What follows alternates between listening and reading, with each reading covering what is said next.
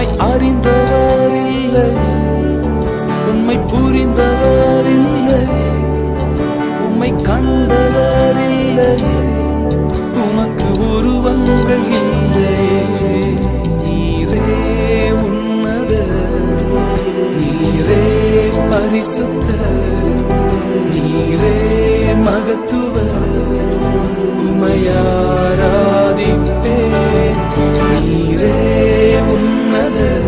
Praise the Lord. கிறிஸ்துக்குள் பிரியமானவர்களே, ஆண்டவர் இயேசுவின் நாமத்தில் உங்கள் ஒவ்வொருவரையும் இந்த புதியதொரு வாரத்தில் சந்திப்பதில் மகிழ்ச்சி அடைகின்றேன். இறைவன் இந்த புதிய ஆண்டில் முதல் வாரத்தை நாம் காணும்படி செய்திருக்கின்றார். இறைவனுக்கு கோடான கோடி நன்றி. இந்த வாரம் நாம் தியானிக்கக்கூடிய வார்த்தை இன்னதென்றால் 2 குறிப்பேடு அதிகாரம் 15 இறைவார்த்தை 7. நீங்களோ மனதிடன் கொள்ளுங்கள், தளர்ந்து போக வேண்டாம், ஏனெனில் உங்கள் செயல்களுக்கேற்ற கைமாறு கிடைக்கும். அன்பார்ந்தவர்களே, மிக அருமையான வார்த்தை. வருடத்தின் துவக்கத்தில் ஆண்டவர் நம்மோடு இந்த வார்த்தையால் இடைப்படுகின்றார். இந்த நாட்களில் அநேகர் மனம் சோர்ந்து இருக்கின்றோம்.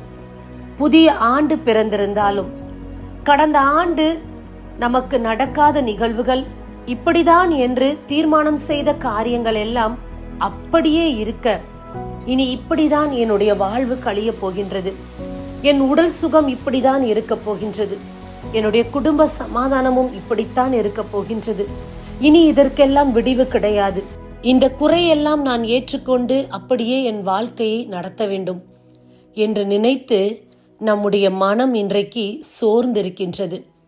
என்னுடைய வேலையில் இவ்வளவு எதிர்ப்புகள் இருக்கின்றது, அன்றாட வேலை பளுக்கள் அதிகமாக இருக்கின்றது, இப்படி பல தரப்பட்ட பிரச்சனைகளை நினைத்து இதுதான் என்னுடைய வாழ்க்கை என்று நாமே தீர்மானம் செய்து இன்றைக்கு நம்முடைய மனம் சோர்ந்த வண்ணமாய் இருக்கின்றது, தளர்ந்து போயிருக்கின்றது.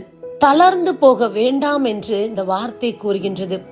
தளர்ந்து போக வேண்டாம், உங்கள் கைகள் தளர்ந்து போக வேண்டாம், உங்கள் மனங்கள் தளர்ந்து போக வேண்டாம், நீங்கள் செய்யக்கூடிய காரியத்தில் நீங்கள் தளர்ச்சி உற வேண்டாம். தொடர்ந்து செய்யுங்கள், தொடர்ந்து நில்லுங்கள். நிச்சயமாக எல்லாவற்றுக்கும் இறைவன் விடியலின் நாட்களை வைத்திருக்கின்றார்.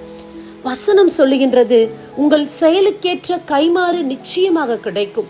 இந்த நாட்களில் நீங்கள் எதையெல்லாம் செய்து கொண்டிருக்கின்றீர்களோ அதையெல்லாம் நீங்கள் தொடர்ந்து செய்ய வேண்டும் என்று ஆண்டவர் வலியுறுத்தி கூறுகின்றார். எதன் நிமித்தமும் நீங்கள் சோர்ந்து போகக்கூடாது, தளர்ந்து போகக்கூடாது, உங்கள் மனதுடன் தைரியத்தை இழந்து விடக்கூடாது. என்ன நடந்தாலும் சரி, நான் செய்திருக்கக்கூடிய எல்லா செயல்பாடுக்கும், என்னுடைய ஜெபங்கள், என்னுடைய உபவாசங்கள், என்னுடைய தியாகங்கள் எல்லாவற்றுக்கும் ஆண்டவர் கைமாறு கொடுப்பேன் என்று சொல்லியிருக்கின்றார். ஆகையால் நீங்கள் செய்து கொண்டிருக்கின்ற காரியத்தில் தளர்ச்சி உறாதபடி தொடர்ச்சியாக நின்று அதை செயல்படுத்துங்கள். ஹல்லேலூயா. விவிலியத்திலிருந்து ஒரே ஒரு நபரை பற்றி சொல்ல ஆசைப்படுகின்றேன். நோவாவை பாருங்கள்.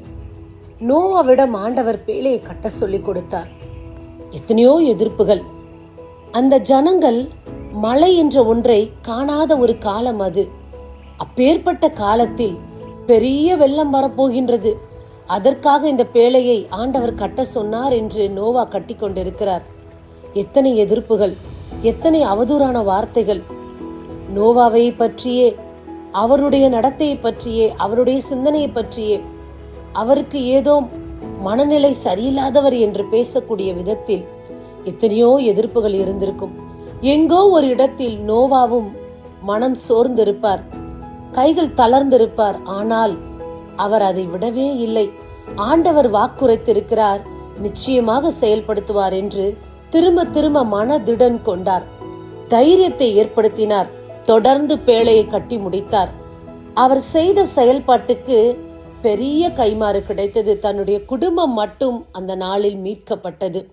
பிரியமானவர்களே, இன்றைக்கும் நீங்கள் செய்து கொண்டிருக்கின்ற நற்கிரியை ஒரு நாளும் கைவிடாதீர்கள். உங்கள் செயல்பாடுகளை நிறுத்தி விடாதீர்கள்.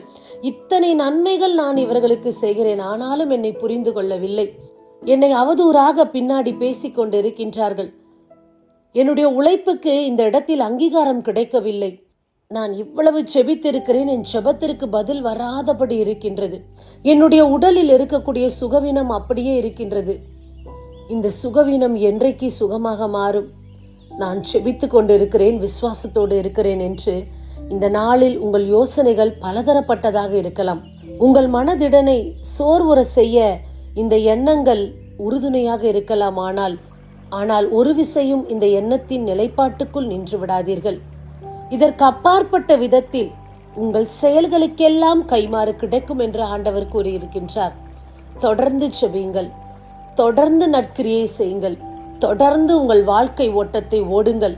எந்த இடத்திலும் மனம் சோர்ந்து விடாதீர்கள், உங்கள் கைகள் தளர்ந்து போக விடாதீர்கள்.